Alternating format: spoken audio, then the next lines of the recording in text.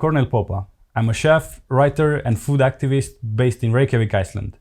Since the end of 2017, I became the coordinator of the Slow Food Youth movement here in the capital. After yet another successful disco soup event, we decided that we wanted to do something more for our local community. So we decided to volunteer at the local homeless shelter as just support once or twice a week. That few days of volunteering a week gave us the idea that we could even do a little bit more.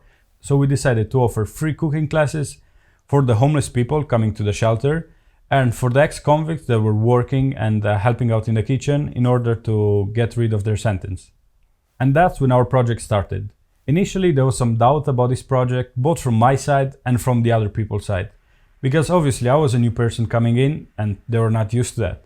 But eventually we managed to get along, and this project that initially was planned to be only 3 months ended up being a 6 months cooking course. The people taking part of the course were usually helping out in the kitchen. And in the morning, starting from 9 to 1 o'clock, they were helping out serving people and cooking food for the same day and the next one. And for the ones that wanted to learn a bit more about cooking, we're staying after hours. So usually after the service hours or after the working hours of the shelter, we're staying usually for about 1.5 to 2 hours, just learning how to make fresh pasta and how to make cheese and all kinds of preparation down from scratches. The idea when starting this project was to teach people a skill that would have been very useful in the future working career. Iceland is a country that is based mostly on fishing and tourism, and finding a job as a chef or as a dishwasher, it's relatively easy. Teaching them this skill would have been the first stepping stone for a future culinary career. Out of all the people that applied for these cooking courses, 2 guys stood out. They all the time stayed after hours and they helped out and they learned more and more. So we decided eventually to bring them around the country and show them a few of the local farms. The project seemed to go very well. After the 6 months of training, one of the 2 guys managed to get hired as a full-time worker for the shelter, and the other one, which was still paying off his debt with the community, decided to stay in the kitchen as a full-time cook. This project ended up very successfully, and after that I decided to step away from the homeless shelter and letting them do all the job. They were able to run their own kitchen and eventually teach the newcomers on how to make good food and how to serve more than 150 people a day. Since the end of the project, 1.5 years has passed, and some of these guys have decided not to follow a cooking career.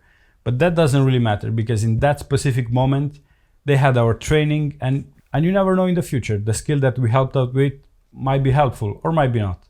But in that specific moment was very helpful. Since then we decided to focus on other projects. And maybe, why not, in the future we're gonna even restart a similar one. Now for the other Slow Food members that would like to follow a project similar to this one, I would recommend to go to a local soup kitchen or homeless shelter. Lots of the members of our organization are cooks and they'll be more than happy to go at least even once a week to just help out. And why not? If you want to offer free cooking classes and maybe start a similar project with them, just go ahead and do it. And if you want to start a similar project, just go ahead and do it. It's going to be very lovely and you're going to teach people a skill that will eventually maybe or maybe not help them out in life. But on the other side, you as a person will learn a little bit more about how the situation on the other side, on the less lucky people is, so why not do it? That said, I really hope this video motivates you to go ahead and do something about your local community. Because remember, having disco soups is very useful, but helping out the local communities and teach them a skill that people who don't have a chance to learn it is much more useful.